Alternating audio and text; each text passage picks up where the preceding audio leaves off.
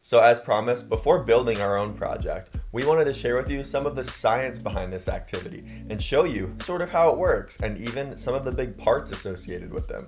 Take a look.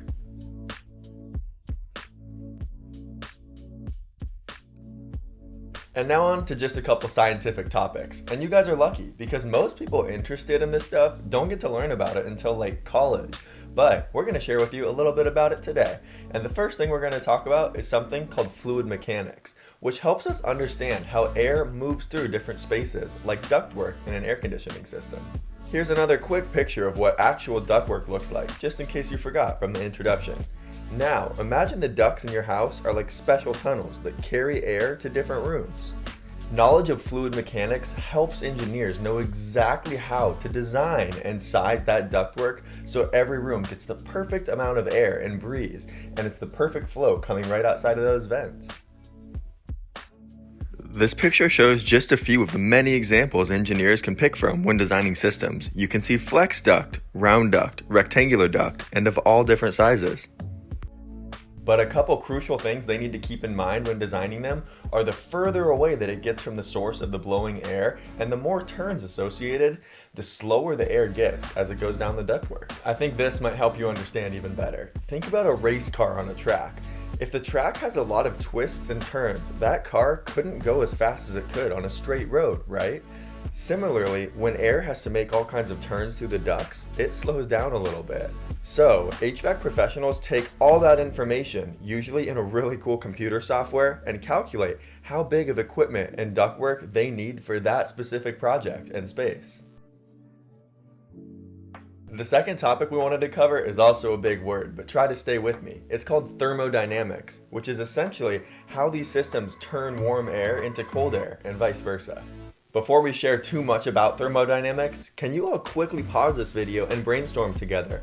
Do you have any idea how air conditioning systems do work and turn that cold air into hot air or hot air into cold air? And no worries if you don't know, friends. Remember, most people don't get to learn this stuff until college. But we figured we'd just give you the opportunity to brainstorm and share together. If you don't know, maybe talk about some of the parts of air conditioning systems that you do know and the role that they might play. Well, here's what that stuff does. Think of the air conditioner sort of like some type of superhero that loves to eat heat. It goes inside your room, eats all the warm air, and then goes outside to burp out the heat. This process keeps your room nice and cool. And along the way, it takes the air through what's called the refrigeration cycle. Now, we're not going to get too far into the refrigeration cycle, but just to help illustrate it a little bit, imagine you have a magic potion, and when you pour it on something warm, it turns into something cool. See, the liquid in the air conditioner, often called Freon, works like this potion. It hugs the warm air, takes away its heat, and turns it into the cool breeze that you feel in your room. Friends, we could go on and on about the science and engineering at play in HVAC systems. Those are just two important topics that we thought we would pass along just so you could think about them and understand how they work when you see HVAC systems in real life. But those are also more focused on the design of these systems. How about once they're up and running? That's where super smart people and well-paid people like technicians get to come in. Check out some of the stuff that they get to work on. Once the systems are up, we have to make sure they're maintained, cleaned, and functioning properly. Technicians get to come in and troubleshoot, run tests, and make sure the settings are all staying in the optimal range based on how they're designed. And remember, friends, these are all careers that you can make a lot of money in, work flexible hours, and have a lot of fun doing. Alright everyone, we hope you learned something. See you in the next video where we're going to get to show you how to build your own.